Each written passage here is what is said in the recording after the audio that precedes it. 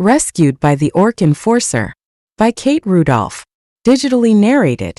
Copyright 2024. Chapter 1. This one was perfect.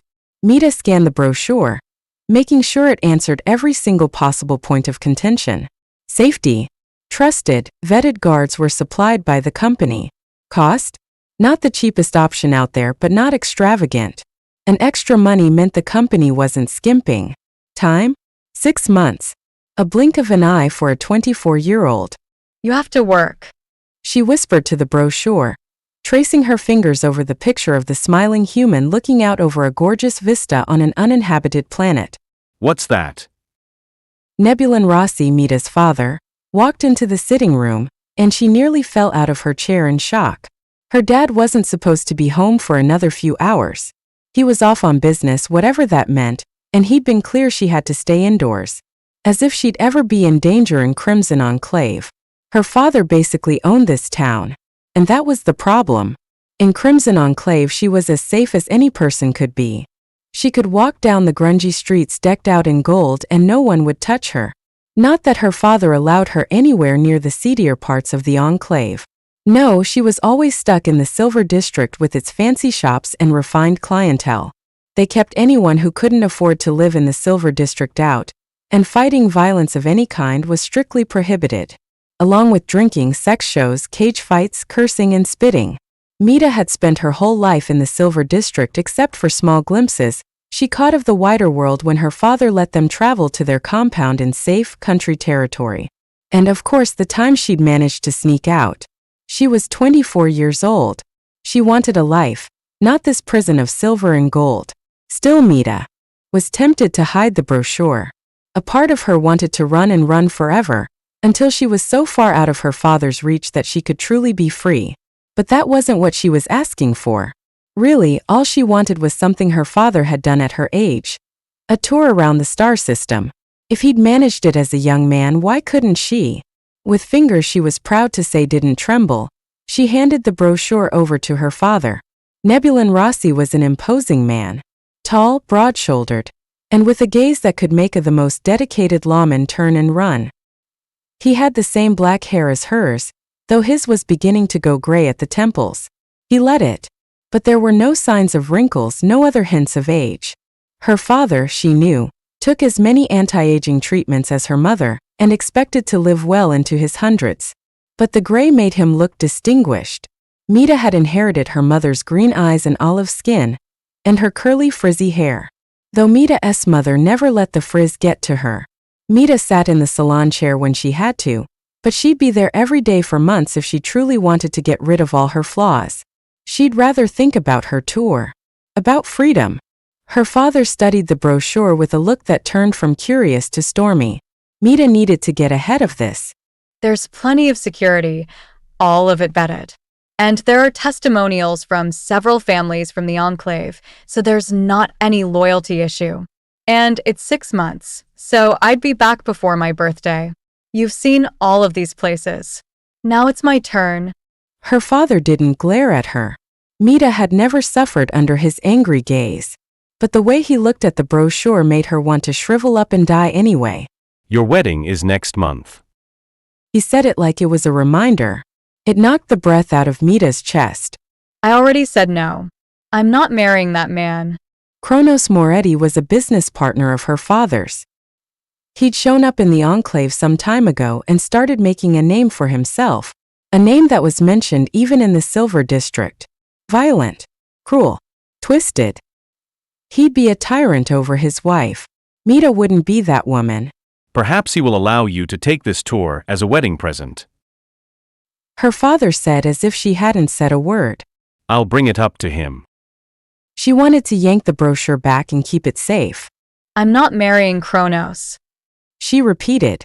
She hated the way her voice went high and desperate, like she needed her father's permission to refuse a marriage. Andromeda. Her father sighed. This isn't up for negotiation. Kronos has been nipping at my heels for the past 6 years.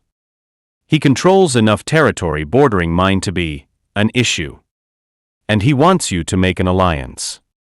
It's time you helped your family for once instead of taking my money and spending it on everything in the district that catches your fancy. He didn't raise his voice, but the words cut deep into her. Father. I've given you months to come around to this idea. Your mother has set up an appointment for your dress. You will go with her, and you will choose what you want. You can be involved in the wedding planning or not, but you will show up for the ceremony, and you will say I do when the magistrate prompts you. His words were hard, but his face softened. Kronos wants this alliance too much to risk angering you. I've known him to be reasonable. Once your marriage is secure, he'll allow you to go on this or any other tour you wish, so long as you belong to him. Belong to him? Her stomach roiled. She didn't want to belong to anyone but herself. But that was already a lie, wasn't it? Mita belonged to Nebulin Rossi as long as she lived in his house, and her world would always be as small as the Silver District's borders. Her father could make as many promises as he wanted, but she doubted that Kronos would let her leave the planet. Would he even let her leave her house? Men in her father's line of work, those who controlled the city however that worked, didn't stay in power by letting their wives and mistresses do anything they wanted. If he ruled his territory in the city with a cruel hand, there was no reason to think his home would be any different. Though a small part of Mita wondered if that was true. She heard whispers about her father too. He'd risen to power before she was born. He'd bathed in the blood of his enemies and killed innocents if the rumors were true. And he loved her as much as any father could. Didn't he?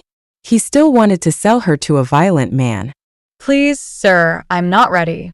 What if I went on the tour and then married Kronos? The words were acid on her tongue, but Mita would figure something out later. As long as she could delay the wedding, everything would be okay. Any softness on her father's face dissolved, and he crushed the brochure in his palm and let it drop. He took 2 swift steps toward her, and Mita backed up, her heart pounding. Her father had never laid a hand on her, and she knew he never would. But she could see how close he was to losing his temper. Now is not the time for tantrums, you spoiled girl. He grabbed her wrist and tugged her towards the door. Go to your room, right now, and stay there until I summon you. You can consent to this marriage and make it pleasant, or I will drag you there myself, and there will be no talk of grand tours for a very long time. He shoved her into the hallway, and Mita stumbled, catching herself before she fell. Her father slammed the door shut, and Mita stared at the red marks on her wrist. It might bruise, but it wasn't the pain that brought tears to her eyes and made a sob catch in her throat. If her father, the man who loved her, the man who always said he had her best interests at heart, could say those things to her, what would a brute like Kronos Moretti do? Mita scrambled to her feet and took the stairs 2 at a time. Without giving herself much time to think about it, she grabbed a duffel bag out of her overstuffed closet and started pulling clothes off the hangers. She couldn't marry Kronos. She couldn't let her father break her will. She had to get out of there. Chapter 2. There was blood on Vorok's knuckles. He looked down and let out a heaving laugh at the asshole on the ground outside of Quantum. Every time the door opened to let one of the dancers out into the alleyway for a break, he heard the pulsing beat of the music and could smell sex and some sweet, smoky drug that gave the whole place a hazy, relaxing feel.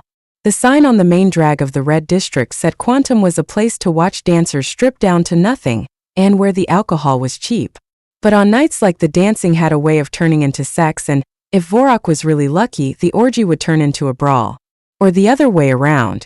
Sex and violence, it made the perfect job for an orc. You pay. Vorok grunted.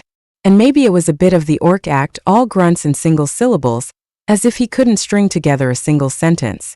Half the bosses out there hired orcs to bust heads, and they didn't like it when monsters like him mentioned things like working conditions or health care. Vorok held out a hand, his thick green finger sticking out of the fingerless leather glove he wore. It was torn a bit, but he could sew that back up himself. He'd have to. Nebulin Rossi paid terribly for henchman work. The man whimpered and handed over 3 credit sticks. Vorok checked the value and shoved them in his pocket before giving the would-be thief a final kick to the ribs and sending him on his way. The violence did little to settle him. That was happening more and more these days. Vorok had been busting heads in the Crimson Enclave for years now, and as the head bouncer at Quantum, he'd risen higher than most orcs ever managed. Despite the seediness, Quantum was one of Rossi's most profitable businesses, and it needed thugs like Vorok to keep things running smoothly. Sometimes it even felt like honest work. He grunted out a sour laugh. What use did a coward like him have for honest work? For a moment, his brother's face tried to surface in his mind, but Vorok pushed it down with more force than he'd used against the human. His brother was living a life Vorok never could, happy out in the ravages with their tribe. Alive. Vorok's biggest shame. He needed a drink, or to take a drag of whatever the girls smoked when they went out there, anything to take the edge off. No. What he really needed was a fight and a screw. Something long and hard and deep that would pierce through this weak veil of civility he was forced to wear in the city. The leather of his jacket was too tight just then, and he wanted to rip it off with a roar. He dragged in deep breaths of dirty air and forced himself to calm down before he went into rut. With the credits he'd pocketed, he could pay one of the ladies inside to take care of him after her shift. Was the money supposed to go into the club's coffers? Sure, but he'd taken more than the thief owed, and no one had to know if he was pocketing a little bonus. Everyone did it, and Vorok had never been special. He was a bit more settled now with the plan in mind and the surety that someone would take care of his dick. He had to get back inside. It would be mayhem if he was gone for too long. But despite the ever-present sour smell in the air, the night was pleasant. It was early spring and still cool enough that someone with thinner skin might have needed a thick jacket. The moon shone brightly overhead, barely dimmed by the glowing neon of the city all around him. A part of him longed for the open fields of home. He could be running right now, hunting a boar or a bear, something that gave a good fight and died an honorable death. He could have a mate at home or maybe even hunting beside him. He could satisfy himself in her heat and fall into rut whenever he wanted. But none of the women in his village would take him. No, he'd probably be killed on sight. He deserved it. With thoughts of the ravages trying to pull him under, Vorok turned back towards the club. But something made him pause. This isn't where I told you to take me. A woman's voice cut through the night. Awareness shot up his spine. His member twitched, and he sucked in a harsh breath. There was something familiar about that voice. He heard a taxi door slam and then an outraged cry. Forget you. She yelled. Vorok had to bite back a laugh. Anyone who stumbled over a simple curse had no place in the Red District. He knew he should leave her be. Someone would come along before long and rob her of every last cent. She was probably some spoiled Silver District lady trying and failing to slum it. But Vorok's mood was shifting into something almost kindly. He could get her a ride back home and call it his good deed for the. He wasn't actually sure when he'd done his last good deed. He lumbered out of the alley and froze. That wasn't any Silver District princess. It was the Silver District princess, Andromeda Rossi, Nebulin Rossi's treasured child, and the object of more than one of Vorok's dirtier fantasies. She had no idea who he was certain. He'd been tapped to do perimeter security the last time the family had taken to their compound on the border between the city and the ravages. That was the first time, the only time actually, that he'd seen Mita Rossi. And one look at her had speared him like a boar's tusk. If a boar's tusk could make need thunder through him. Dark curls had haloed an expressive pale face as she tilted her head up to soak in the clear sunlight.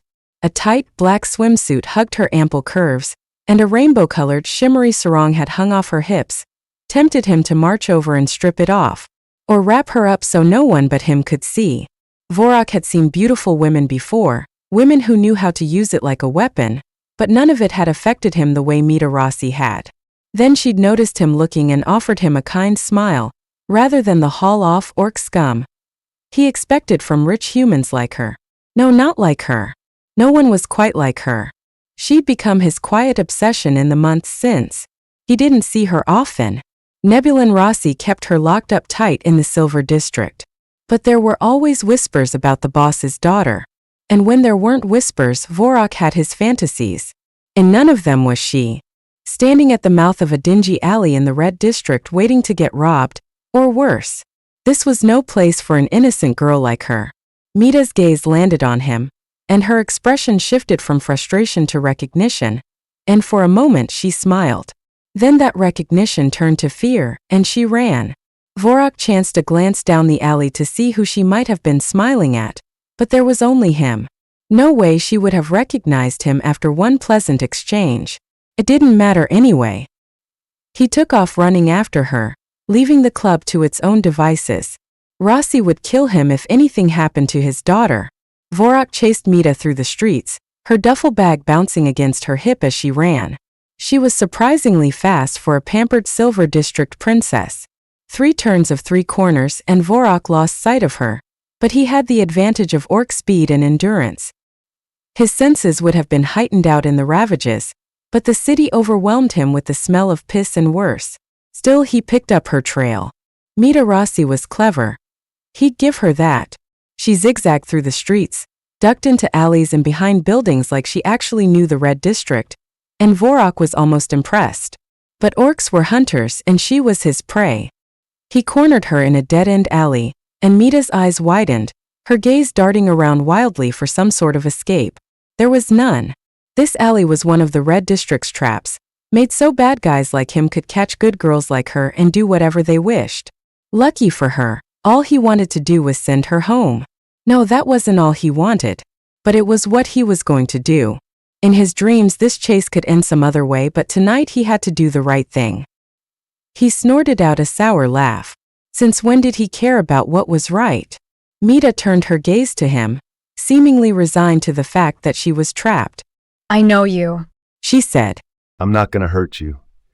His words came out more like a grunt from between his tusks.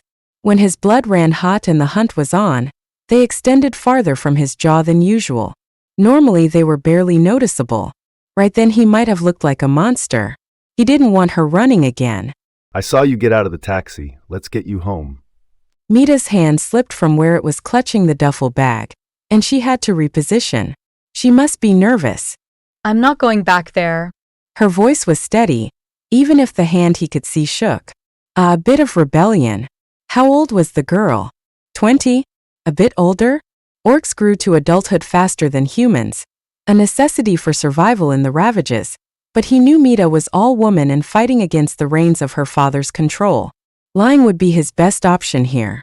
Tell her he'd help and lure her back. Rossi might even reward him if he found out. Instead, Vorok hesitated. Did he hurt you? He'd seen Rossi flay a man once. The asshole had almost deserved it, but that kind of refined bloodshed made Vorok's stomach turn. Give him a brawl any day. He wasn't a surgeon of violence. No. Mita shrank back and then straightened. He's never hit me.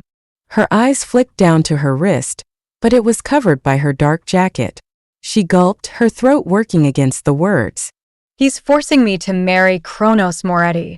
Vorok couldn't have stopped the curse that came out of his mouth if he tried. He'll kill you. He'd seen what Kronos did to the whores he bought. A delicate wife wouldn't stand a chance. Mita's eyes widened in hope, and she offered him a smile. I'm just trying to get to Umbra. I can catch a flight there, get off the planet. You think your dad doesn't have people on Umbra?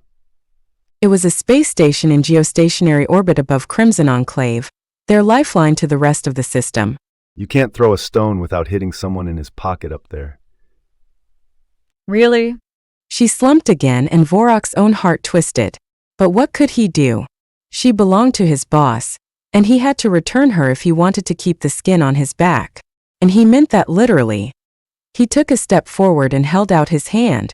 I need to take you back home. Try and stall the marriage. I'm sure Kronos will do something to piss off your father soon enough, and the whole thing will get called off. He doubted it was true, but they'd come to the lying portion of this interaction. He had to get her out of there, and even if he felt bad about it, he had to take her home. If he didn't do things just because he felt bad about them, he wouldn't have a job. He took one step closer and Mita flinched. The next thing Vorok knew, his whole body lit up with electric shock as she pulled a taser out of her bag and pulled the trigger. He collapsed into a helpless pile of orc meat, unable to do anything but groan. Mita took her chance, darting past him, but he managed to reach his hand out and wrap it around her ankle. She went down. Vorok managed to crawl over her and pin her beneath him, but his body still hummed with the electricity and something else. Pure lust. He hardened painfully, and it took every ounce of control he had not to rut against her. That move there was what an orc woman might have done in a mating dance, though an orc woman would use her fists. His little human had fire in her. Vorok made a split-second decision, ignoring the fact that it might be his last. He grinned down at Mita. You've got spirit, little human. Come with me, I'll get you off this planet. She glared up at him. I'm not an idiot. He heard something in the distance and forced himself to look away. They were still in the dingy trap of an alley, and it wouldn't take long for someone to find them. He sprang to his feet and offered her a hand. We're deep in your father's district now. He said. And if anyone finds us, they'll kill me and take you back without asking questions. Or worse, one of your father's rivals will find you. Or Kronos Moretti. No one out here is going to help you. Except me. She got to her feet, ignoring his hand. Why? He couldn't tell her it was because he was throbbing so hard he might go mad with it. I said it already, I like your spirit. You work for my father. She wasn't backing away. He was still between her and the mouth of the alley, but he had her full attention. There's no such thing as loyalty in Crimson Enclave, baby. I don't give a crap about your father, but you're interesting. He could see her mind working. She didn't say it, but they both knew that what he'd said was a double-edged sword. If he had no loyalty to her father, he had no loyalty to her. There was nothing stopping him from locking her up somewhere and selling her to the highest bidder. Maybe with someone else Vorok would have considered it. He wanted something else from Mita. He couldn't have it, but he could help her. I hear a patrol getting close. He warned her. He wished he was lying. If they didn't move soon, they'd have to fight their way out. Mita waited another eternity of a moment before giving a decisive nod. Fine. Get me out of here. They ran. Chapter 3. Mita was making the biggest mistake of her life for the second time today. Vorok ran so fast for someone so big. Orcs had been a bit of an obsession of hers for a short while when she was a teenager. She'd begged her father to let her go along with a research mission into the Ravages and had been denied again and again. That one was probably for the best, she'd admitted to herself after a few years of pouting. Not every research mission made it back out intact. Her father thought of orcs as simple brutes, she knew. Most of the rulers of Crimson Enclave did. They were big and they fought like monsters. But orcs were just as smart as humans, they had societies just as complex. And there was even a school of scientific thought that orcs and humans shared a common ancestor. Though she wasn't sure if she agreed with the space progenitor theory of evolution. Not the time to get caught up in the science. She was sucking in deep breaths every time Vorok paused to check their path. They'd stuck to alleyways and side streets, and she was thoroughly lost by now. She'd thought she knew the Red District well enough after the few times she'd snuck in and all the maps she'd studied. Now she was realizing she'd never been more than a tourist. Vorok knew this place like it was his home. It was, obviously. Where else would he live? Why do so many orcs live in the city? She asked while they were ducked in a shadowy corner waiting for the path to clear. I thought orcs loved nature. Vorok gave her a strange look. You think all orcs are the same? Don't humans like nature too? Point taken. Mita didn't follow up. Maybe an orc used to bashing heads for her father wasn't the best source for information on his species. Are you sure we can't go to Umbra? There's a flight leaving in 2 hours. I still have time to make it. Vorok growled, and it did strange things to her body. She pressed her legs together and breathed through her mouth, trying to ignore the reaction. They'll stop you at the planet-side transfer station. You won't even get up to the space station. He spoke with a certainty that made her depressed. Then how can I get off the planet? I don't exactly have a spaceship. Could she steal one? How hard would that be? Mita dismissed the thought as quickly as it came. She didn't know how to pilot a ship. She'd just as likely crash it. I need to get off this planet. The longer she stayed, the more likely it was that her father or Kronos would find her. She wouldn't escape a second time. It had only worked this once because her father didn't expect it. Umbra's not the only space station above Syndica, said Vorok.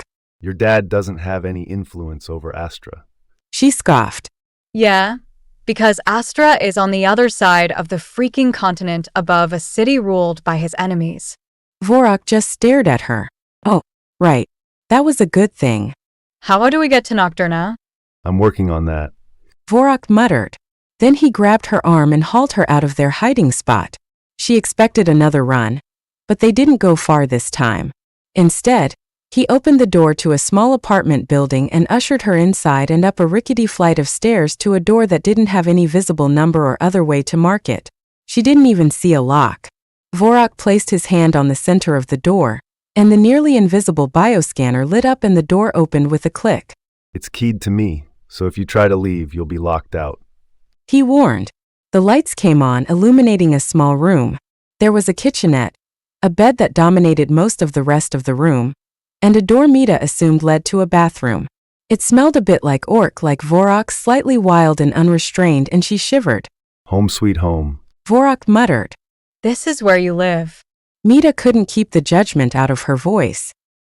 He turned and growled at her, his tusks jutting farther out of his mouth. We can't all live in palaces, princess. Now wasn't the time to point out she lived in a townhouse, not a palace. It was palatial enough compared to this. But surely her father should have paid enough for Vorok to afford more. There was nowhere to sit except for the bed and a huge stool that was shoved up next to the counter in the kitchenette. Mita chose the stool and teetered precariously for a moment, her feet dangling. So, what's the plan? Vorok jabbed a finger at her. You stay here and don't cause any more trouble. I need to go and get us transport out of here. A ship. Flying vehicles were forbidden to fly over Crimson Enclave, except for delivery drones and low-altitude bikes. He huffed out a sardonic laugh. She didn't know orcs could be sardonic. We'll see what I can get. Probably a bike. I've got a guy, but the longer you're on the street, the more likely we are to get caught. You want to take a motorbike through the Ravages? Maybe he didn't see the danger since it was his ancestral home and all, but Mita knew that expeditions always went in heavily armored vehicles. It was the only way to stay safe from orc hunters and the even scarier beasts that lived out there. Don't get scared now, girl. I'm not a child. She snapped. She wouldn't be in this mess if everyone could acknowledge that she was a woman in control of her own life. Vorok stalked closer until he loomed over her, presence unyielding. This close, it was clear he was big. Big enough he could wrap one of those hands of his around her throat and squeeze until she breathed no more. She should have been afraid. But there was something about his presence that called to a deep darkness within her. Yes, her heart rate sped up. But it wasn't in fear. Believe me, princess, I know you're no child. He leaned in close and breathed deep. Why did that make her shiver? He grunted and stepped back. I'll be back before sunrise. Don't go anywhere. You'll be safe here for a bit. You want to just leave me here? She was off the stool now and right up in Vorok's face, or well, his shoulder. She'd need a step stool to get any higher. What if he finds me? I thought you said you'd protect me. She hated how high her voice went, how desperate. She shouldn't be trusting Vorok at all. In fact, she knew she should run the second he left her alone. But he'd caught her so easily she feared that it would happen again. And the next guy who caught her wouldn't be so nice. Unless this was all a trick and he was going to get her father. What's that look for? Vorok's hand hovered near her face and froze there for a moment before he lowered it. Had he been about to touch her? Would she let him? Did she have another choice? If I wanted to turn you over to Rossi, I wouldn't have bothered to bring you here. The orc said plainly. Same goes for if I was going to turn you over to anyone else. It's tougher than an orc hound's balls to hide you in the city, but I'm doing it anyway, so wait here. Yeah? Should she lie? Should she stay? Could she trust Vorok? Why are you helping me? She had to know.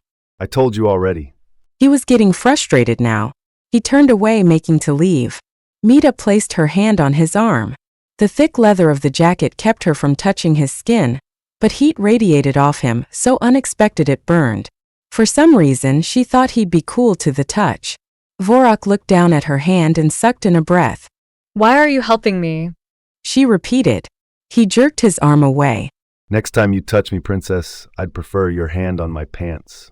Then he stalked out of the apartment and let the door slam behind him.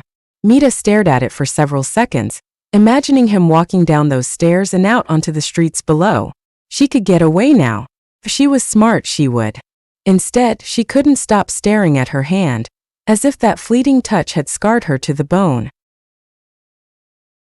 Stupid, spoiled females. Vorok let the curses roll around in his head as he stomped through the streets. They'd be missing him at the club by now. Maybe. But orcs had a reputation for walking off in the middle of jobs. Vorok had spent years fighting against it, but now he'd use it to his favor. It wasn't like he could come back after this. Was he making a mistake? A bit of rough play, and he'd been putty in the princess's palm. If she tried it again, he might actually beg her to be his mate. She couldn't know that weakness. An orc would understand, but she was very much not an orc. He could still smell the floral scent of her and wondered if that fleeting touch had transferred some of her fragrance to him. Or was he already so far gone that she burrowed into his nostrils? A reminder for every moment he wasn't with her? He was a fool. But he'd made his choice and there was no going back now. If the boss found her in his apartment, he'd cut off Vorok's balls before he flayed him alive. Then it would be his head. There was no way to go but forward. Luckily, there was one other person in the city he could trust a little. Not with the whole plan, of course, but Gornak might help. Even better, the orc bastard owed him a pile of favors. It was time to collect. Gornak didn't work for one of the human crime lords that called Crimson Enclave home. Instead, he was a member of a gang of orcs who rode monster cycles and terrorized the outer edges of the city. They hired out to anyone who had the credits, and they weren't afraid to get bloody. If Gornak realized who Vorok had hiding in his apartment, this would go bad fast. Vorok strolled up to the Orc Fire Monster Cycle Club and took the place in. They'd redecorated. Or maybe they hadn't bothered to clean up the blood from the last brawl. The place was dark wood and black steel. It wouldn't have looked out of place in the ravages, and Vorok was sure that was on purpose. Orc Fire didn't want anyone to forget where they'd come from. There was a bar in the back of the club, but the booze was locked away behind thick plexiglass, and no one was there to serve. At first, Vorok thought the place was empty, though it would have been locked up if no one was there. Then there was a screech as one of the tables was righted, and Gornak stood up. They were from different tribes. Gornak's people came from farther southwest on the continent, and his skin was a brighter green. He wasn't wearing a shirt at the moment, and one of his arms was covered in black tattoos he'd received before he made his way to the Enclave. The other arm was covered in ink he'd gotten in the club. You're a long way from home. Gornak grunted when he saw Vorok. No use telling the guy that his apartment was only a few blocks away. Vorok liked his privacy, and it was a lot harder to attack a man at home if you didn't know where he lived. The raid on Moretti's place, that truck of Rossi's that disappeared, the fire at the Gravity Club. All times that Vorok had covered for Gornak or his club in the last couple of years. I cut you in on that shit. Vorok reminded him with a scowl. And you promised me a pile of favors. I'm calling that in. When Gornak made those promises, Vorok had assumed they'd just hang over their friendship until one of them got killed. He hadn't imagined he'd flee the city with his boss's daughter. I need a bike, a GX 1400, maybe an RT 2000, something like that. Gornak raised his eyebrows. Those are big bikes. Heavy duty. I'm a big guy. He stared Gornak down as he said it, ignoring the fact they were nearly the same size. Gornak shrugged. I got a shipment coming in next week. I can get you something. I need it tonight now. He didn't want to stay in the city a moment longer than necessary. Soon enough, they'd be looking for Mita. They needed to be far away when the search started in earnest. Gornak laughed, a deep guffaw that came from his belly. I can't magic up a bike. Everyone's away on business right now. Then give me your bike. He'd take what he could get. But this request was taking him a bit too close to desperation. Asking an Orc Fire MC member for his bike was like asking for his child. Only more important. A contemplative look fell over his friend's face as he looked Vorok up and down. What shit have you got yourself into this time? No, don't tell me. My knee is still acting up from the last time I was involved in your schemes. You can't have my bike. And not just because I won't give it away for all the credits in the city. He added when Vorok was about to interrupt. I got in a bit of a jam a few days ago. It's in the shop, which is why I'm not out on business with the guys right now. Then tell me where to get a bike. If he couldn't get a vehicle free and clear from Gornak, he'd have to steal one. And that might call too much attention down on him. Gornak thought for a minute. You want a drink? He nodded back to the bar and walked over. No sign of the limp he'd hinted at only moments before. He placed his hand on a palm reader, and the plexiglass slid away. He grabbed a bottle from a high shelf and popped off the cap, taking a deep drink straight from the source. He held the bottle out to Vorok. I'm good. A drink might have loosened some of the tension between Vorok's shoulders, but he wasn't letting his guard down until Mita was safe. The orc placed the bottle down on the bar and took a seat on one of the stools, leaning back against the bar to face Vorok. I can get you something, but it's going to take a few hours. It's the best I can do. You leaving the city? He didn't want to even reveal that much, but the type of bike he was requesting was overkill for the streets of the Enclave. He gave a curt nod. Gornak made a condescendingly sweet sound in the back of his throat. Is the scary orc in love? You stealing one of Rossi's girls for yourself and taking her into the Ravages to live as a happy little orc bride? It wasn't right. It was so far from right it was laughable. But it might have been a little too close to some of Vorok's sappier fantasies about the woman stashed in his room. I need to get out of the city. Was all he said. Meet me at sunrise at the meadow. You know the spot. This wipes the slate clean, yeah? He speared Vorok with a glare. All clear? Vorok confirmed. Then get the hell out of my club. I'll see you in the morning. He took another drink. Vorok was tempted to stay for that offered drink. If this was the last time he'd see his friend, maybe a farewell wouldn't be so bad. But the temptation only lasted for a moment before he headed back to his apartment. It was a solid 6 hours until sunrise. The meadow was at the edge of orc fire territory and close to the border of the city. Luckily, it was nowhere near any place that Rossi controlled. He and Mita would need to leave early to scope it out. But a night's sleep would do them both good. They'd be traveling hard once they had the bike. The lights were low when Vorok entered the apartment, and his gaze went right to his bed where he spotted a lump where his blankets should have been. Mita. In his bed. He had to bite back a groan. This was the stuff fantasies were made of. Or tortures the dark gods doled out to remind him of what he'd never have. He left the lights low, but she must have heard him. She sat up and blinked away sleep. Her curly hair was mussed, and she pushed it back with an absent gesture she must have done every day. It was strangely intimate. You're back. She said. I'm back. He shrugged off his jacket and slipped out of his shoes. Normally, he'd strip down to nothing, but the princess in his bed might object. Besides, he was a bit worried they might have to flee in the night, and he'd rather not need to run with his cock hanging out. I didn't think I'd sleep. Your bed is really comfortable. She bunched the covers up around her knees. Yes, definitely a torture from the dark gods to hear Mita Rossi talk about his bed. Our ride will be ready in a few hours. Scoot over. He gestured for her to move. Her eyes widened. What? She didn't move an inch. What was so hard to understand? It'll be a few hours until we can leave the city. I'm going to sleep until then. You're in my bed. Scoot over. There was room enough for two, and he was just enough of a villain to want to sleep beside her, even if he'd never allow himself to touch. The floor's right there. Mita grabbed a pillow and dropped it down beside the bed. And here's a blanket. He couldn't stop the dark laugh that bubbled out. Not a chance, sweetheart. He stalked towards the bed and scooped up the pillow and blanket. You're welcome to sleep on the floor, but I'm keeping these. He reached over her to place the pillow right where he wanted her to sleep. She sucked in a ragged breath and stared at his throat. Her tongue darted out to lick her lips, and he had to clamp down on every dark urge that told him to take her right there. A woman didn't look at a man like that if she didn't want him, at least in some corner of her mind. Your choice, princess. He didn't touch her. He wouldn't. Her gaze snapped up and she glared at him. But after a moment, she moved closer to the wall and gave Vorok room to get into his own bed. His sheets smelled of her, and his body reacted, but he turned to his side, facing away from her before she worried he might get any ideas. They lay there in silence for several minutes. The mattress itself felt tense with everything that wasn't said. But eventually, Mita's breathing evened out, and she relaxed beside him. Vorok tried to sleep, but her presence was a burning fire of need right next to him, and he realized this little stunt might have been his stupidest idea of the night. But he didn't get out of bed, and eventually he surrendered to sleep. He dreamed of Mita.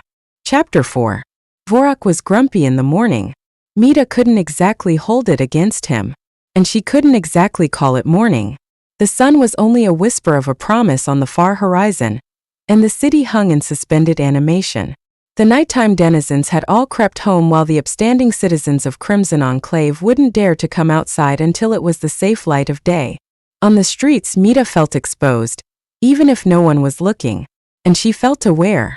She had every moment since she woke up with a heavy orc arm slung over her midsection like it belonged there. She was trying not to think about just how much she'd liked it. What she didn't like was being in the city right now. Any moment, this strange spell of silence was going to break, and she and Vorok would be caught. What would her father do to her if he found her? What would he do to Vorok? She didn't want to find out. Silence hung heavy in the air, Vorok a looming presence at her side. But she didn't feel unsafe, she realized. The universe seemed to bend around the orc beside her, as if there was no threat of violence as long as he was around, which was freaking crazy. He was one of her father's enforcers. He was probably the last person in Crimson Enclave she should trust. But she kept walking right next to him. They'd come to a blank pad of concrete surrounded by buildings on all sides. It didn't look like much. She spotted pockmarks in the concrete, evidence that there'd once been metal embedded in the ground. Possibly some kind of playground for whatever children were unfortunate enough to live here. But the concrete had been stripped, and now there was nothing. Stay here, Vorok said, stashing her near a concrete half-wall that came up to her waist. If anyone fires a blaster, duck, and if I go down, run. She didn't want to think about him going down. I thought you said this guy was a friend. Her orc didn't respond. Hers. Mita was going crazy. She didn't know this guy. She couldn't trust him.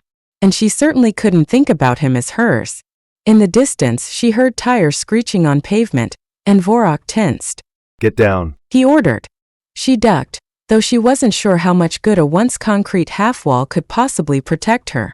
Her eyes trailed after Vorok until he was out of sight, and then she forced herself to shift her attention to the area behind her.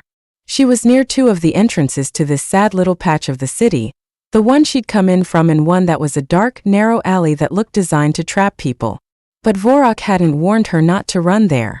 And the alleyway was so narrow that any orcs coming after her would have to come one by one. The way they'd come in led to a wide street with plenty of room for monsters to circle her and cut her off. She'd have to take her chances with the scary alley. The vehicles were getting closer, the ground practically vibrating with the bass of their speakers. Vehicles didn't naturally make much noise, but she'd heard of some bikers who modified their bikes to roar like monsters. Was that who they were meeting? Mita counted the seconds until she heard a screech and the rumble stopped. She wanted to run. Her heartbeat quickened, and her toes curled in her shoes. She could cross the distance to her escape in seconds. She shouldn't be here. You came through. Vorok said to whoever had just arrived. Don't tell me you're alone. The second voice sounded disappointed. His accent was Orcish but different than Vorok's. Sorry to disappoint. This my ride? She heard Vorok's footsteps as he moved closer to the other orc and farther away from her. But their location was so flat and echoey she had no trouble making out what they were saying. It's not like you to leave the job for nothing. The orc insisted. Drop it, Gornak. Gornak laughed. It wasn't a nice sound. I asked around. None of the whores are missing. Vorok remained silent. Mita's ears tickled with a strange buzzing noise. At first, she thought it was all in her head, but then it got louder and louder. Someone was coming. She was about to yell to warn Vorok when he cursed. You sold me out? The low menace in his voice made her shiver. You shouldn't have asked for my bike. You know, Rossi doesn't let anyone go. There was a low grunt and then the sounds of fists on flesh. Mita was frozen in place. Should she run and try to save herself? Or try and help Vorok? Whatever she heard buzzing was getting closer, and she knew if it reached them they wouldn't get out. It wouldn't be hard at all to trap them in this space. She stood and took in the sight. Vorok was fighting another orc, both of their tusks out as far as they could go, the vestiges of civility sloughing off each of them like dead skin. But the bike was right there and it was running. And it had keys. Thank the stars above. Mita couldn't have hacked a biolock in the second she had to make her move. But keys made this whole thing simple. Neither of the orcs had noticed her yet. They didn't notice as she crouch-walked the rest of the way to the bike. They didn't notice as she confirmed it had enough charge to get them out of the city. And they didn't notice when she sat on it and powered it up. Vorok only realized what was happening as she powered up the speakers and drove straight for him and Gornak. Both orcs darted out of the way, and she swerved towards Vorok's side. Get on. She yelled. His face scrunched in comical confusion, but he swung a leg over the seat and wrapped his arms around her as she engaged the motor, and they sped off into the lightning day and towards the edge of the city. Let me drive. Vorok yelled at her above the wind. Are you crazy? I'm not stopping yet. It had been a while since she'd ridden a bike, and never like this. Her father had humored her with lessons at a racecourse in the Silver District where she'd learned all about the mechanics and driven her vehicle to the edge of its capabilities. But that was a controlled environment. She hadn't had to deal with street signs. Or pedestrians. Watch it. The words were only a whisper by the time they made it to Mita's ears. Sorry. She yelled back at the man she'd almost run down. But it was too late now. Easy there, racer. Vorok warned. His lips traced over her ear, and Mita had to grip the handlebars hard to keep from reacting. His arms were wrapped tight around her waist. Even the blistering wind of the road couldn't fully get rid of his scent. His presence enveloped her, and it might have been the most delicious torture she'd ever dreamed up. They cleared the edge of the city, and Mita started to breathe easier. Gornak may have sold them out, but he wasn't chasing them yet. And once they were deep in the ravages, they'd be safe. Well, safe from forces in the city. She drove until she could no longer see the high spires from the towers in the Silver District. It would take days to cross the continent, but they needed to stop. When the bike stilled, she expected Vorok to let her go, but he held on for an extra few seconds. She didn't pull out of the embrace. Then he moved with a jerk and let go of her. She slid off the bike. Her legs were shaky from the vibration of the ride, and she took a moment to stretch them, then walked back and forth a few paces before her muscles could stiffen up. Vorok had a dark look on his face. You can drive. You thought I couldn't? She was sheltered, not uneducated. Was the orc really mad about that? Mita was ready for a fight. She'd been riding the edge of adrenaline since she climbed onto the cycle, and it needed an outlet, or she was going to crash. But Vorok didn't try and fight her. I didn't think Gornak would betray me. Stupid. Everyone betrays. That. Mita wasn't sure what to do. It hadn't occurred to her to ask a single soul for help in her escape. She had a few friends back in the Silver District, but she doubted any of them would risk the wrath of their own families, or Mita's father, to get her out safely. She approached the orc slowly and placed a comforting hand on his back. Vorok leaned into the touch. They stood there like that for several moments until he abruptly straightened and turned toward the bike, opening the sleek saddlebag. We've got food and water. He must have wanted this to look real. Or the betrayal was a last-minute decision. She didn't know why she said it, or if it was any comfort to Vorok. He didn't react. Mita approached the bike for another reason. She started at the front wheel and inspected every inch of it, looking for trackers that could lead her father, or one of his enemies, right to them. She was about to give up when she spotted a strange indentation in the back wheel well. She stuck her hand into the dark housing of the wheel and peeled off the sticker hiding a dark piece of wire with some circuitry attached. Tracker. She handed it to Vorok. He crushed it between his fingers like it was nothing. We can't stay here for long. His voice was grim. She'd already known that. It would have been true even without the tracker. What's the plan? She asked. They had hours more of sunlight, but they'd need to be safely ensconced somewhere before nightfall. The monsters in the ravages put the monsters in Crimson Enclave to shame. Vorok was silent for several seconds, then he turned to survey the foothills in the distance. I know a place. Your dad is going to want to catch us before we get to Nocturna. There aren't any rules out here, and his enemies have no power. We have to move fast. You're not suggesting riding through the night? Some stories of the ravages might have been made up, but dangerous beings roamed these mountains and plains, monsters who loved to eat unsuspecting travelers. And the suspecting ones too. Preparation only went so far for protection out here. No. Vorok still wasn't looking at her. But we have a lot of ground to cover. Are you hungry? He'd shoved the food back into the saddlebag after he'd found it. No. Her stomach was still in knots from the ride, and from imagining what was out there waiting for them. Then climb on, I'm driving. Mita didn't argue. She wrapped her arms around Vorok and held on tight as they drove into the unknown. Chapter 5. The ravages were beautiful. Pictures and videos had never quite captured just how breathtaking it was. Mita only caught it in bits and pieces as she and Vorok sped down a lesser-used road up into the foothills. She knew many orc tribes called this area home, and wondered if this was where Vorok was from. She didn't ask. It was probably a sore subject. Or maybe that was a weird assumption, and he visited his family every time he had a break from his job. No, Vorok didn't strike her as the type. She'd heard that the orcs in the ravages disdained the orcs in the cities. Of course, most of her knowledge came from whispered rumors in the Silver District and the few books she's managed to devour on the subject. The sun was hanging low in the sky, shadows bleeding out from all the trees that surrounded them. Every minute it grew darker, and eventually Vorok had to turn on the bike's headlight. They had to stop. Things hunted these forests, and they needed to hole up for the night. But Vorok had a destination in mind, and he didn't slow even as day turned firmly to dusk. The bike would need to recharge soon.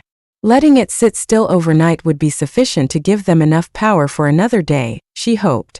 Finally, Vorok slowed and then stopped. "We're close," he said. Close to where, she had no idea. They climbed off the bike, and Vorok walked it into the dense woods before stashing it between two trees that almost looked designed to store such vehicles. Probably just a trick of nature. There's a cave up ahead. It should be safe. He didn't tell her how he knew, and Mita didn't ask. They walked the rest of a narrow path, but before they got to their destination, Vorok stiffened and shoved Mita behind him as he fell into a fighting stance. Orcs materialized out of nowhere, silent as the night and just as deadly. They wore dark leathers and many had their dark hair braided back, unlike Vorok's hair, which he let fall down around his shoulders. He'd had it tied back on their ride but had let it fall naturally once they began to walk. One of the orcs stepped forward. His braids were more complex, and he had a piece of red fabric braided into his hair on each side of his head. He said something in Orcish that Mita didn't understand. The orcs around them held their weapons high. The orc spoke again. Vorok responded. She didn't know what he was saying, but he sounded defeated. Without thinking, she placed a hand on his arm, and he covered it with his own. The lead orc said something again, his tone inquisitive. Vorok hesitated. He glanced back at her, face unreadable. Then he looked back to the lead orc and responded. There was a heavy silence, followed by the lead orc breaking out into a huge smile, dropping his weapon, and rushing forward to clasp Vorok in an embrace. "It's been too long, brother," he said in heavily accented Syndican. "Bring your mate, we celebrate." Vorok squeezed her hand, and Mita understood the silent communication. Keep quiet. Don't contradict them. And don't show Vorok the way her body responded to the thought of being his mate. The orcs herded them away from whatever cave Vorok had been taking her to and farther into the trees, perhaps a mile away to a lively village full of orcs and even a few humans. The leader, Vorok's brother apparently, kept an arm around Vorok from the moment they stepped into the center of the village and ignored some of the villagers' questioning looks. She and Vorok were deposited into a small house right at the edge of the village center. The walls were paper-thin, possibly actually see-through when there was a light on inside, and there was a huge bed in the center. The only place with any privacy was the small bathing chamber ensconced in the back of the house. The walls were thicker there, and she hoped no one could hear. The orcs left them alone, but Mita had a feeling they'd be back. What's going on? She demanded the moment they were alone. Vorok winced. Keep your voice down. Sound carries from here. Pieces were trying to fall into place in Mita's mind, and she was doing her best not to let them. Vorok's brother had called her his mate. This house seemed designed to show anyone exactly what went on inside. She'd heard stories of orc mating rituals, and some things wanted to make sense. Mita steadfastly refused to let them. Was that your brother? She whispered now. Is this your village? He nodded toward the bathing suite, and they both entered. It wasn't just for the privacy. Vorok quickly wet 2 towels and handed one to her. They both had plenty of dirt from the day's travel to wipe off of them. Mita wiped her face and hands, but no way was she cleaning anything that required taking clothes off while Vorok looked at her. I was expelled from my village for cowardice several years ago. Vorok said quietly. My brother leads them now. I made sure of it. What? How? And what did this have to do with convincing these people she was Vorok's mate? Vorok didn't look at her as he spoke. He sat heavily on the edge of the huge tub, resting his hands on his thighs. He had a challenger that planned to cheat. I stopped him before he could. It wasn't honorable. But Karg lived, and that's all I cared about. He was the leader, but he couldn't let me stay after that, not if he wanted to keep the respect of everyone. He should have killed me. It was the right punishment for the crime. Instead, he exiled me and warned every village nearby about my crime. I was instructed that I could only return when my mate accepted me, and I was ready to present her to the village. He still didn't look at her. If you don't want to go along with it, I'll understand. I don't think Karg will kill me, and I can survive the night. No one will hurt you. I swear it on my life. This version of Vorok was different from last night, from the man she'd met in the city. Now he seemed uncertain and a little desperate. And Mita wasn't about to let him fend for himself. You're rescuing me. She said. I can rescue you back just a little. You don't understand what you're agreeing to. He warned. She glanced back at the bedroom. I'm guessing we need to pretend to have sex while a bunch of your former neighbors sit around the fire out there and cheer us on? Am I far off? There's a dinner first. He said, shoulders sagging. Mita stepped close and tipped his face up to look at her. She cradled his head in her hands and tried not to get lost in his dark gaze. It was harder than she expected. Just standing this close made her heart flutter, and made it clear that anything that went on in the bedroom wouldn't be a hardship. If this is the worst thing the Ravages have to throw at us, we should be thankful. And then some strange instinct had her leaning forward and brushing a kiss against his lips. It lasted for only a second, and when she pulled back, her cheeks were burning. Vorok looked like he'd been struck by lightning. His eyes darkened and his nostrils flared, and he stared at her like she held the key to his destruction. For a crazy moment, Mita thought he might surge forward and grab her, take her right there. She wouldn't say no. But the orc turned away, and that was that. She had one change of clothes in her pack and hurried to put them on. She didn't need to meet the orc villagers in the dirt-stained pants she'd been wearing for the better part of 2 days. She felt like a new person in the clean clothes, though they were nothing special. Another pair of dark pants that hugged her body tight so no one could grab hold of her, and a dark top. She thought she looked a bit like some kind of burglar. All she needed was something to pull over her head to complete the look. Mita preferred flowy dresses and bright colors. She'd had to dig deep into her wardrobe to find this outfit before she packed her bag. She could have flowy dresses again once she was safe, she vowed to herself. All they had to do was make it through tonight, whatever that entailed, and get to Astra. This nightmare would be over tomorrow, and she'd never see her home again. The thought struck her so hard that she had to sit down on the bed before her legs gave out. Nausea churned in her guts as she realized she'd never talk to her mother or her friends or anyone ever again. She couldn't. The second she made contact, her father would be after her. And she could never talk to him again either. Maybe Mita was a fool, but she still loved her father. He was still the man who'd taken time out of a very busy schedule to teach her how to ride a motorbike.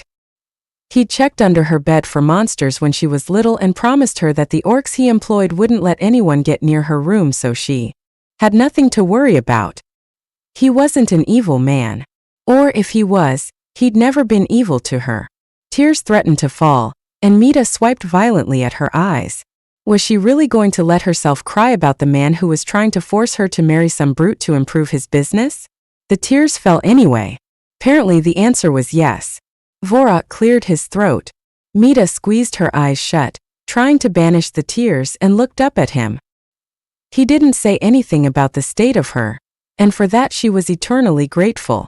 What? Is it time to go to dinner? Darkness had fallen outside, and she could hear people beginning to gather nearby. It was disturbing how easy it was to hear them, as a matter of fact, and reminded her of what was to come after dinner. He was wearing a different shirt. In the city he'd been in black and leather, the kind of outfit every enforcer wore. Now he wore a loose-fitting, white top that looked to be made of some sort of soft material. His pants were no longer his leathers either. Instead he wore darker trousers that hugged his muscled legs. Mita swallowed hard and forced herself not to think about what those legs might look like without pants. I'm washing off my things. he said.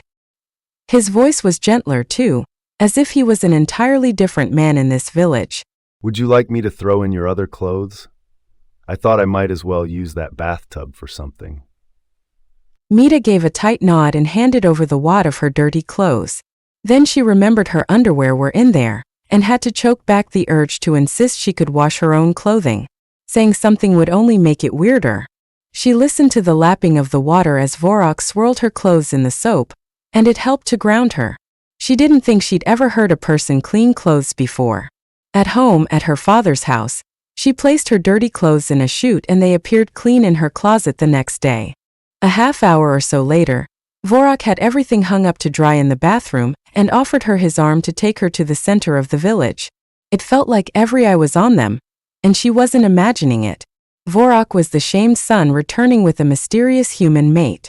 Well, maybe not that mysterious. She counted at least a dozen humans, most of them paired off with orcs of their own. Some of them were tending to children that looked to be a mix of orc and human. They didn't seem to care about any differences. So no, Mita wasn't attracting attention because she was human. It was all because she was with Vorok. There was a place set up for them right beside Karg. The village leader smiled broadly when he saw his brother and gestured for them to sit. A plate of food was put in front of Mita, and she stuffed her face. It had been a while since she'd eaten, and her stomach had suddenly woken up to remember that. Karg was speaking to Vorok but mostly in Orcish. A few of the villagers offered her kind words in Syndican, but she didn't understand the rest of it. And for that she was grateful. Maybe she was being weak, but she didn't have it in her to speak to these people. Exhaustion was weighing heavy on her as she realized exactly what she was doing. Was everyone sitting around here expecting to listen to Vorok screwing her? Well, clearly not everyone. After an hour or so, some families began to drift away, those with children heading out to their own houses. Another hour passed, and all that was left were Karg and a dozen or so other orcs, all of them wearing dark braided necklaces around their necks. Mita couldn't stop the yawn that forced its way out of her mouth, and Karg noticed. He nudged Vorok on the shoulder. You must see to your mate before she falls asleep on you, he said in Syndican. That caused a chorus of laughter among the other orcs. Either they all understood it and had chosen to exclude her by solely speaking Orcish, or they understood the tone with no need for translation. Mita's cheeks heated. Yes, she and Vorok had discussed this, but it was still unsettling to know exactly what these people expected. She secretly hoped there might be some way out of this, that they could plead exhaustion and promise to perform another day. But Vorok didn't try to beg off, and she knew why.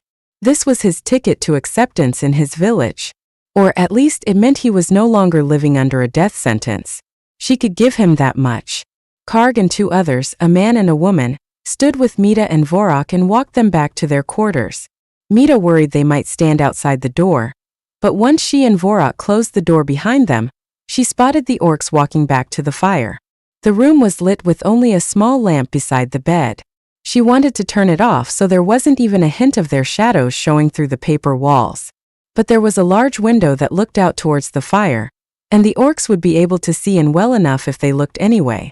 The moon was full overhead. There was no escaping this. Mita marched toward the bed like a soldier going to war and crawled on, posed on her hands and knees and waiting for Vorok to play his part. She didn't strip. This was fake, there was no reason. Come on, baby, take me. It sounded fake to her ears, but she hoped the orcs wouldn't notice. Vorok stood frozen near the doorway, staring at her like she'd spoken another language. What did he want? For her to slap her ass and demand he thrust himself inside her? Mita could be bold, but she wasn't that bold. Is that how the weak humans in the Silver District take you? Vorok's voice rumbled with something dark. A few thrusts, and they call it done? He took a step towards her and pulled off his top. Mita snapped her gaze to the headboard. Even in the dim light of the room she could make out the contours of Vorok's naked chest, and it sent a pulse of desire right to her core. Look at me, Vorok demanded. She couldn't refuse. Mita dropped to the side and rolled over, looking at Vorok as he stalked closer. He seemed somehow more real in the dark, as if he'd been made for it.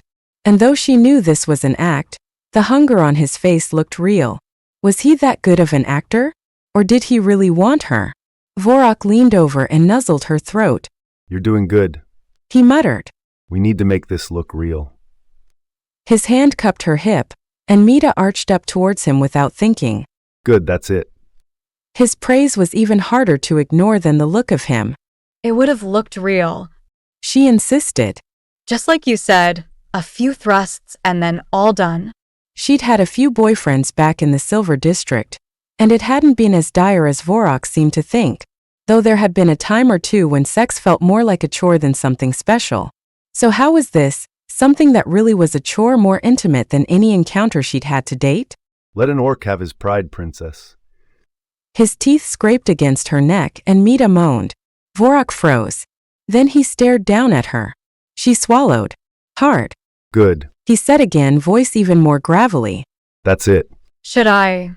She let her leg fall to the side and skimmed her foot up the back of his calf. Hooking it over his hip felt like crossing some sort of line. Maybe the line of plausible deniability. She was on fire with desire. If she got any closer, would she feel that he was just as into this as she was? Show me how you moan when you're coming, princess. His voice was pitched just for her, and Mita's moan was real, at least at first. Vorok's voice was good. It would haunt her sexiest dreams. But it wasn't enough to get her off. She let her voice crescendo into something vulgar that would have made the most experienced whore in the Red District proud. It went on for nearly a minute and was no doubt heard by every orc outside. Vorok's eyes were dark with desire, and he vibrated with the strain of holding himself back. Mita's restraint was just as taut. All she needed was the tiniest pressure and she'd snap. She wasn't sure what would happen then. Her orc's throat bobbed. They need more than this. He said. Scent. Scent. Her nostrils were full of Vorok, and it was making her a little dizzy. Or maybe that was everything. She hadn't had a sip of wine with her meal, but the orc on top of her had her feeling some kind of way. I'm sorry. He muttered it, so quiet that surely no one outside could hear it. Then he undid the laces of his pants and shoved them down. He rolled off of her and gave her his back. But Mita realized exactly what he was doing. Orc senses were stronger than human. And no matter how good their moans were, the orcs would expect more evidence. Evidence Vorok was making one stroke at a time. She could lie there and let him. She could stick her fingers in her own pants and find a similar kind of relief. But this was her only night with Vorok. Tomorrow they'd be in Nocturna, and she'd never see him again. She'd never know what it felt like to really be with him. She didn't let herself hesitate. If she hesitated, she'd regret it forever. Mita rolled to him and reached over his giant back, sliding her hand down his until she just brushed the tip of him. Vorok froze. She kissed his shoulder. Let me. She breathed. Please. His shudder was answer enough, but Mita wasn't taking chances. She straddled his back and rubbed herself against him. Now she regretted that she was still wearing her clothes, but if she stopped to take them off, she feared he might come to his senses. No time for that. Vorok rolled towards her, and Mita slid her hand fully around him, squeezing and pumping as he groaned into the darkness. He was big. She couldn't get her hand fully around him, and that thrilled her and scared her a bit. Could he even fit inside her? That wasn't what this was about. She wasn't taking him tonight. She was giving him this. She felt powerful as she stroked him, watching his face contort with pleasure, listening to his groans. He bucked into her hand, and Mita had the wild thought that she could ride him. But no, this was enough. It had to be. With a roar he came, spurting all over her hand in the bed. Mita didn't let go. Didn't stop stroking him until he was finished. Vorok collapsed back, breathing heavily. Mita stayed where she was, not quite sure what to do next. If previous experience was anything to go by, he'd pass out and leave her to deal with the mess. But Vorok was different than anyone she'd ever known. And he proved it right then.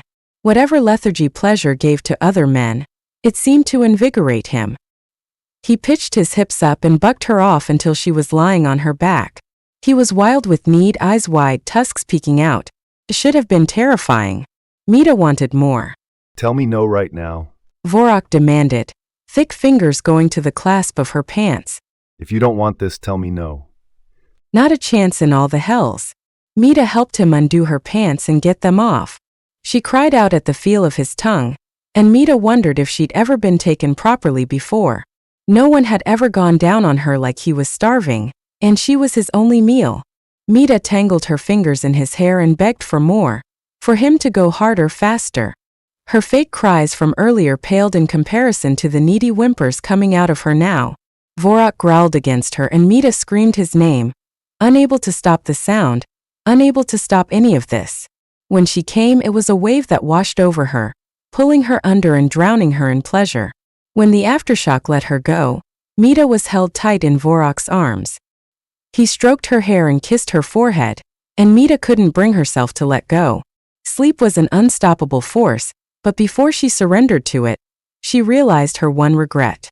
She hadn't kissed Vorok properly, and she worried she might never get the chance. Chapter 6. Vorok woke early. The scent of Mita enveloped him, and it would take no effort to pull her close and bury himself deep until he forgot where he ended and she began. Paradise.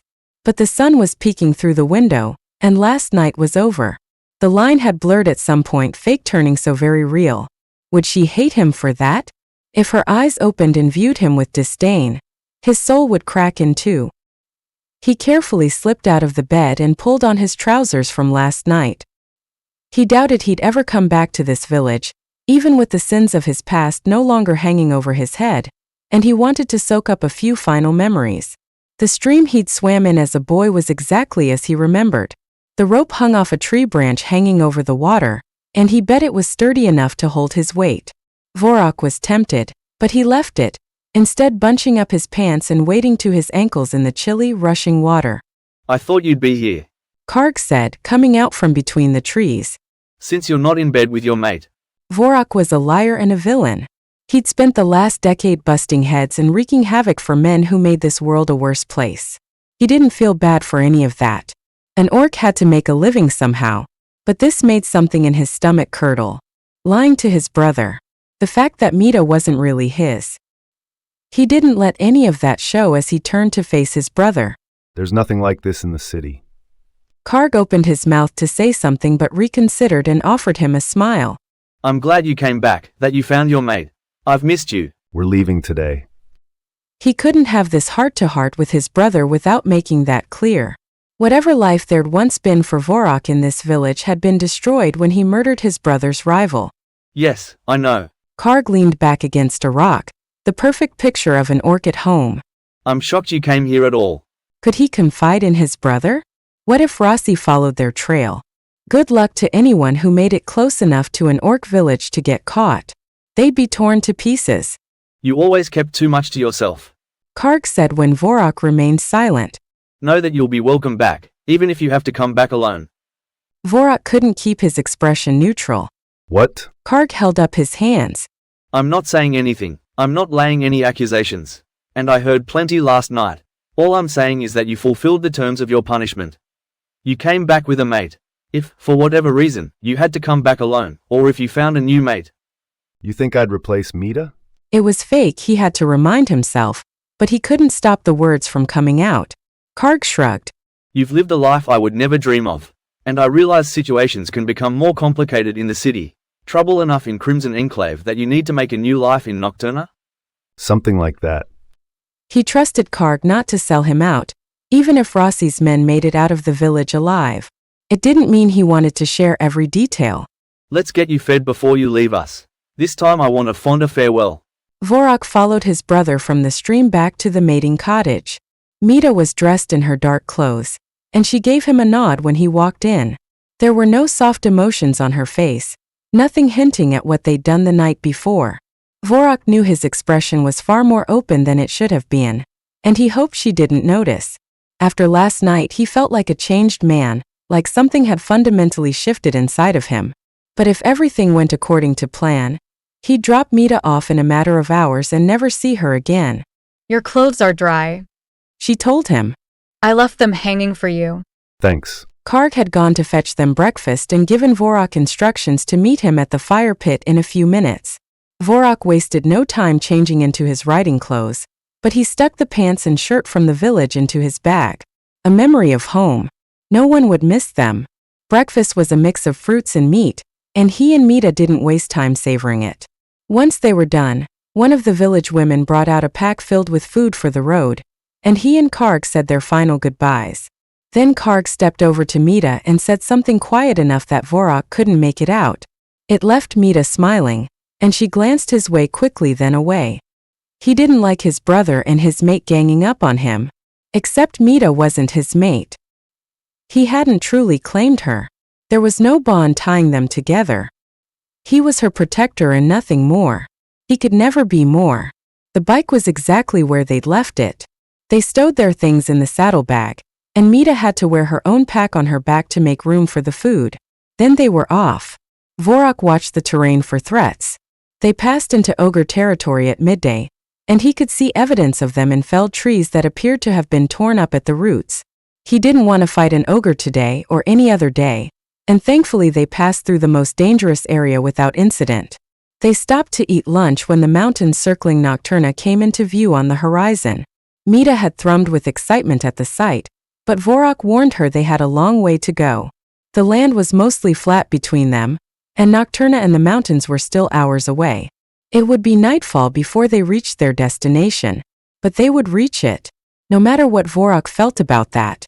What are you going to do in Nocturna? She asked him. They were lingering over the last of their lunch, as if neither really wanted to get back on the bike. Vorok shrugged.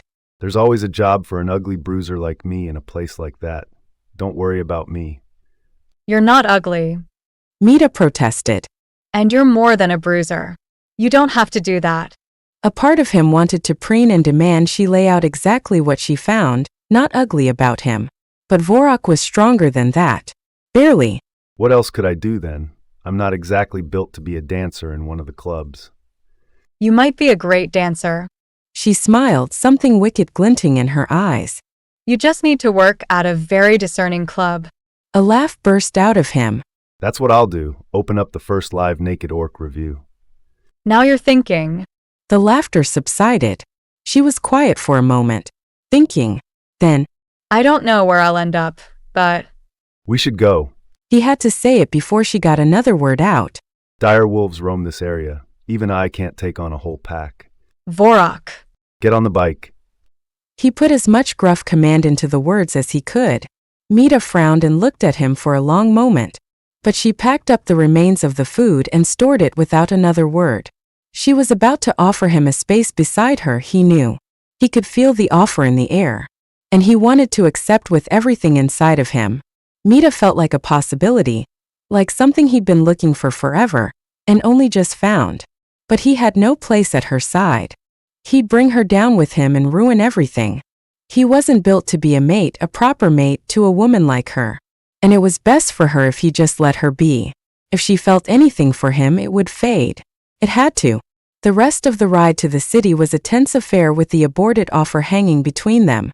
A few hours later, they rode through the pass in the mountains that led into Nocturna, and Vorok paid the toll with some of the unmarked credits he'd taken off the last man he beat up in the name of Nebulan Rossi.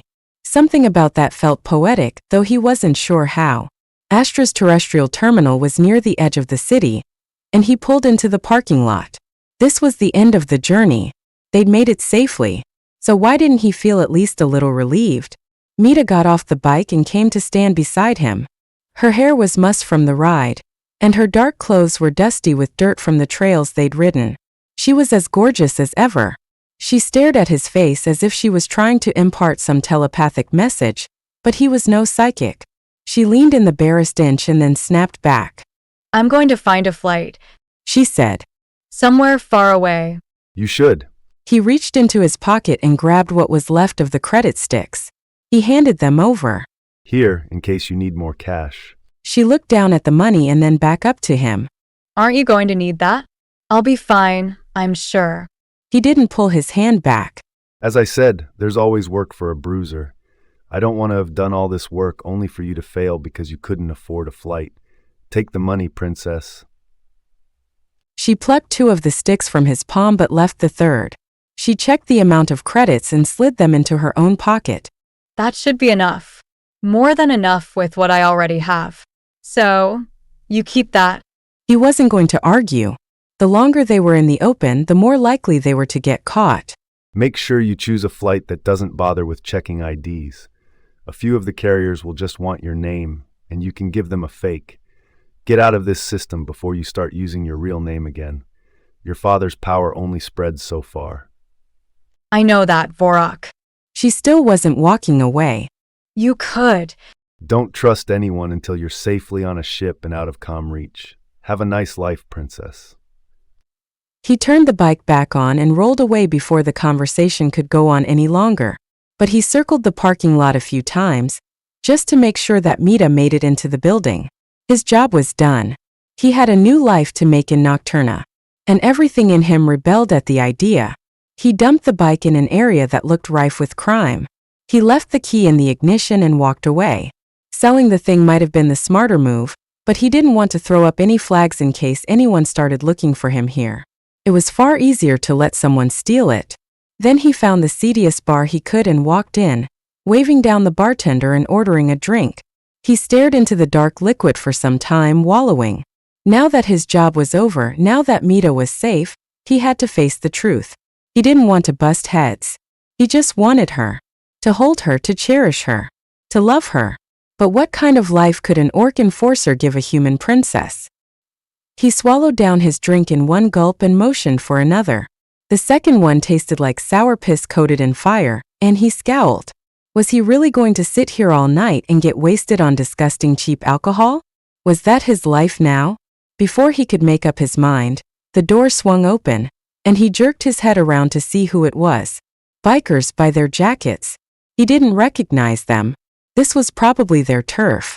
Maybe he could be like Gornak and join a motorcycle club. Too bad he'd given up his bike. The bike. Fuck. But realization sank in only a moment before one of the bikers came up behind him. Something slammed into his head, and everything went black. Chapter 7. The tickets were more expensive than Mita expected. She had enough credits barely, but she wouldn't have much privacy for the next week before she ended up at Nebula Outpost, wherever that was. No one had asked questions beyond her destination at the ticket counter, so Mita was on the right track. She passed into the main part of the terminal where she would take a shuttle up to Astra Station. She'd never been in space before, so it should have been exciting. All she could think of was Vorok. He could be with her right now if only he'd let her get the damned question out. But maybe he just hadn't known how to let her down gently. Maybe last night had been nothing more than a bit of fun for him. She'd spent the entire night and today damming up her emotions so none of them leaked out. Trying to ask him to come along with her had felt like pulling out a piece of her soul, but she'd still done it. And it had earned her exactly nothing. Good riddance. Except that was a lie. She wanted Vorok. Maybe it was crazy. Maybe it was the excitement of running away. But it felt real with him, more real than anything else ever had. She was tempted to leave the station and go find him, to demand he acknowledge that there was something between them, that he meant something when he called her princess. But she stayed put. She'd tried to ask twice, and he'd cut her off both times. He'd made his wants clear. Well, clear enough. There wasn't much security to get into the terminal, but she was stopped at a turnstile that had 2 slots. One for ID and one for a credit stick. The perfect reminder that Astra was exactly like home in all the ways that counted. According to the plaque on the turnstile, entrance was free if she scanned her ID. Walking through without scanning costs 500 credits. She had 512 credits left on her remaining credit stick. She could afford to pass through anonymously, but then she'd have 12 credits to get her by for the more than weeks. Journey to Nebula Outpost. She couldn't buy food on that, and she doubted she could rely on the kindness of strangers. She'd probably used up her luck on getting her on Vorok's bike. Should she have taken the final credit stick he offered? No, it felt wrong to take everything from him. Mita backed out of the line. She couldn't scan her ID. Even if her father didn't have people looking for her in Nocturna yet, he would soon. Scanning her ID would tell him exactly where she was, and possibly where she was going. She couldn't risk it. Could she get a fake ID for less than 500 credits? Could Vorok help with that? Of course, at the first sign of trouble, she thought of him. No. He'd driven away. He was done with her. She had to fix things herself. Mita forced herself to think. She had no idea how to get a fake ID, but she could get money. She had it in her accounts, and she'd seen a credit machine outside the building. If she pulled the credits there and her father found out, Hopefully she'd still have enough time to get on the ship and be far away before he figured it out. She had 4 hours to get up to the station and get on her ride off of Syndica. Surely that wasn't enough time for him to find her. Decision made, she headed outside the station and got in the line at the credit machine. The person at the front of the line was taking their time, and the 3 people after him were clearly frustrated. Mita didn't like waiting in the open, but she didn't have another choice. Several minutes passed, and finally the first person was done. The line had just started to move when she heard tires squeal in the parking lot and a terrified scream. She didn't have time to look at what was going on before someone slipped a black bag over her head and dragged her away. Chapter 8. Mita woke up in a dark room. She was slumped against a warm, firm form who was groaning softly. Vorok. She jolted fully awake and sat up, making him curse. Princess? He asked, a note of pain in his voice. Are you hurt? She demanded. It was too dark to see much, and she wanted to run her hands over him to make sure everything was okay. Somehow she doubted that was the case. Some asshole hit me with bat. She could hear the scowl. Then it turned even darker. Did they hurt you? No, I don't think so. They covered my mouth with something, and I passed out. It had happened after she'd been dragged into the back of a vehicle. Someone had pressed something against the cloth bag on her face, and 2 breaths later she was unconscious. Then she was here. Where are we? Who hurt you? He groaned again. Easy there, princess, or someone might think you care. Of course I care, you idiot. I've been trying to say that all day. The confession hung in the silence between them. Oh, to hell with this. Mita reached out and found the edge of Vorok's cheek. She traced her way until she found his mouth and kissed him with all of her might. He was stiff for a moment, and then his mouth softened, and he groaned into her, kissing her back. With the taste of him in her mouth, she could pretend they weren't trapped in some dank dungeon with dangerous people no doubt on the way. But she couldn't care about that for the moment. She shifted until she was straddling Vorok's lap and deepened the kiss, desperate to show him everything she couldn't put into words. Vorok had that same desperation, holding her tight against him and devouring her. Mita tangled her fingers in his hair and rocked against him, but only for a moment. It was one thing to get off with him with the Orc village elders observing from a safe distance. They hadn't meant any harm. Someone here wanted to hurt them both. Mita forced herself to pull back, but she didn't slide out of Vorok's lap. Does that clear some things up? She managed to ask. He cradled the back of her head. Maybe. She wished she could see his face. This was not a conversation to be had in the dark, but it might be the last chance. No, she had to focus on the problem at hand. How'd they find you? He huffed out a disappointed breath. Gornak put the word out to the biker gangs in Nocturna. He told them I stole his bike. They found the bike, then they found me. And I'm guessing that once they knew I was here, someone back in Crimson Enclave was able to piece together that you'd be at the transport station. The lights came on blindingly bright, and the door slid open. Mita didn't recognize the human who walked through the door, and he certainly didn't look like a biker. He wore a dark suit, and most of his face was obscured by a mask and dark glasses. That's about right. He said in a Nocturnan accent. They said you were smart for an orc. Vorok stiffened under her and wrapped her tight in his embrace, as if he could protect her from the man pointing the blaster at them. Mita had to say something. We can. Do not insult me with an offer of payment. Kronos Moretti has more credits than you ever will, and a favor from him is worth even more than that. When he finds out I have his bride in the orc scum who thought he could steal her away, he'll reward me handsomely. The man glared at them. I don't have the credits or the favors, but my father does. The words were ash in Mita's mouth, but she was clawing for anything to get them out of this room. That gave their captor pause. Vorok's grip tightened on her even further, but Mita pulled out of it and stood. Their captor kept his blaster trained on Vorok, having identified the true threat. Kronos and your father's interests are aligned, He said. How far had news of her unwanted engagement spread? It didn't matter. Mita had to talk fast and make up something even faster. Not anymore. Daddy called it off. She let a little of the spoiled brat tone she heard from others in the Silver District slip into her words. She'd never called her father daddy in her life, but who would know that? Mr. Moretti tried to kidnap me off the street. That's why I ran. This big lug said he'd take me back home, that we had to lay low for a bit until the coast was clear. He promised. Came out a whine. Their captor seemed to consider this. You're saying, oof. Mita slammed into him and the blaster went flying. In a perfect world, she would have managed to completely take out their captor, but he grabbed hold of her arm and pinned her to the wall in the blink of an eye.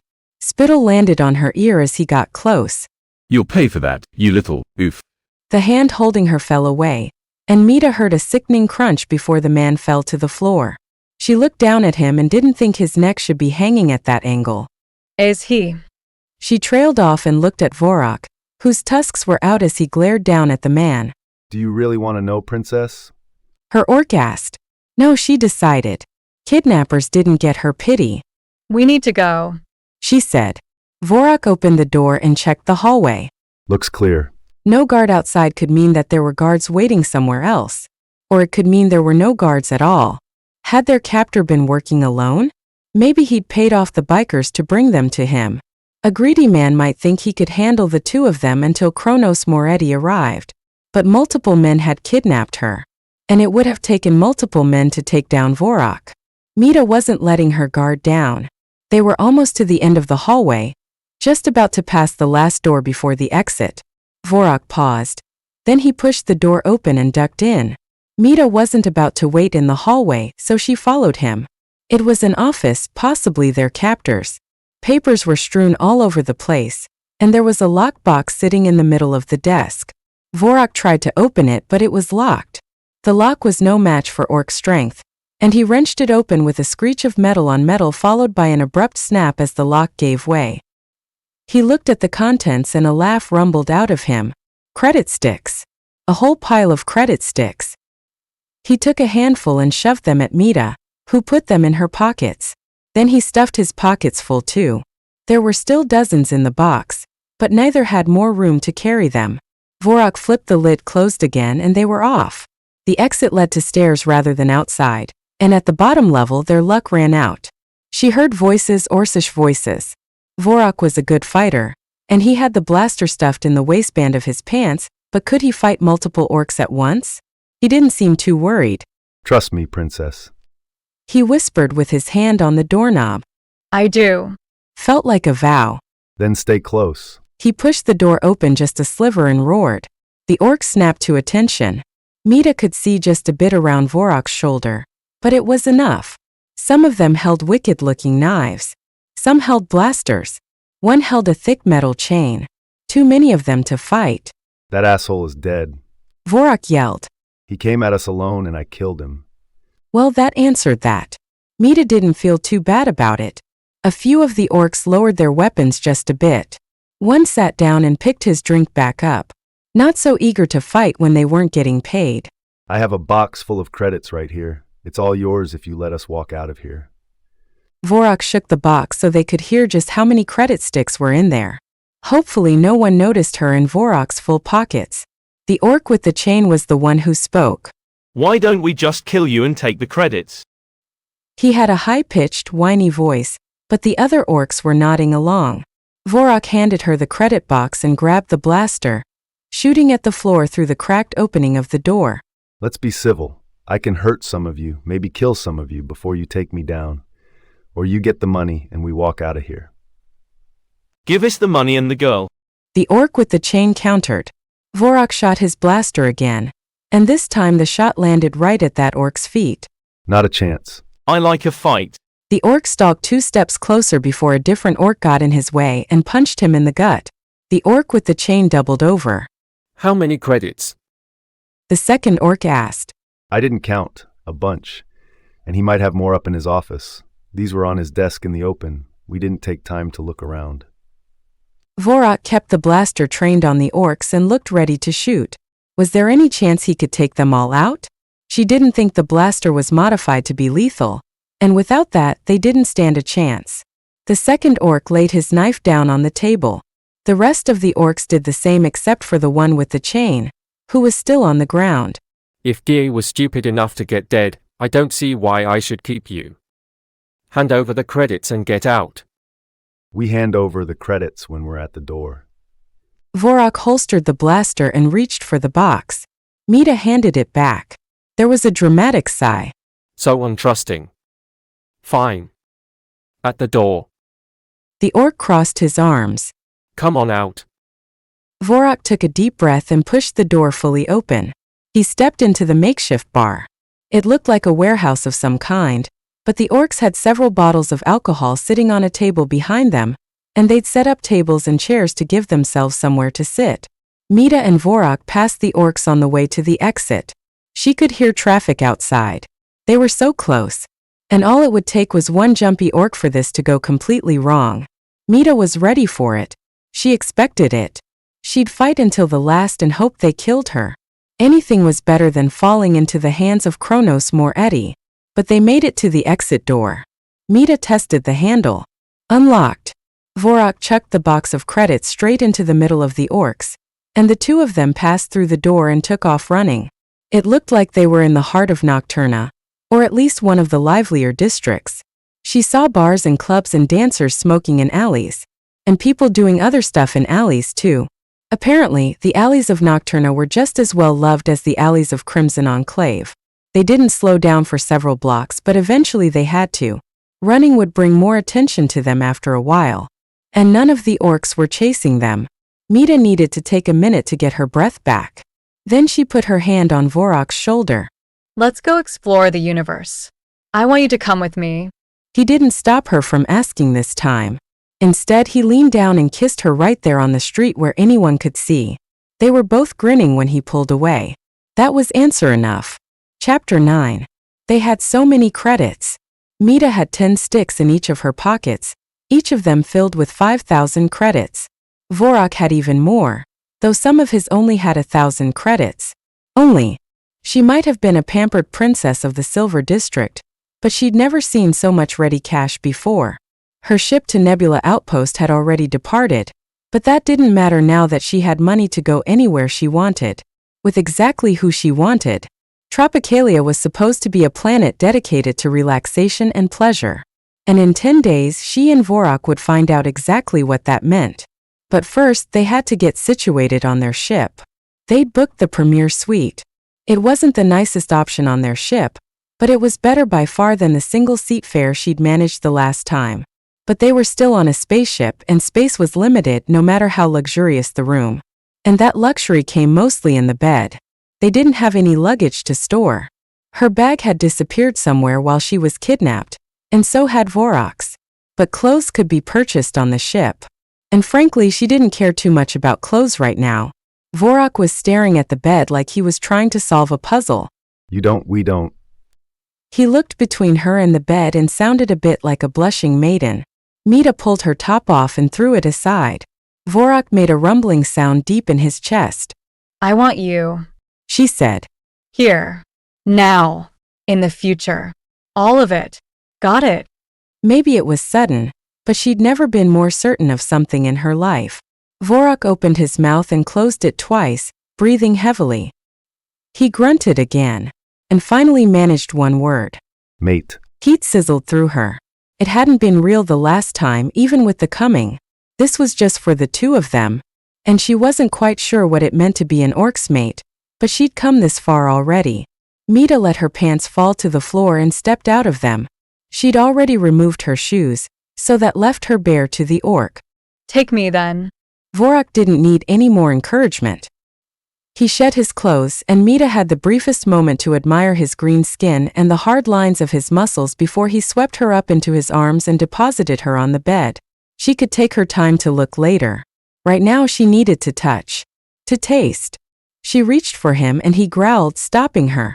Not yet, princess. I want to taste you first. He slid down the bed, his huge body taking up most of the space, and buried his face between her legs. She lost track of everything except the feeling of Vorok between her legs, worshipping her. It was almost too much. Her body was trembling and on edge, like she might shatter into 1,000 pieces. And yet she'd never felt more invincible, like the pleasure that Vorok gave her was somehow feeding her strength. I need to have you.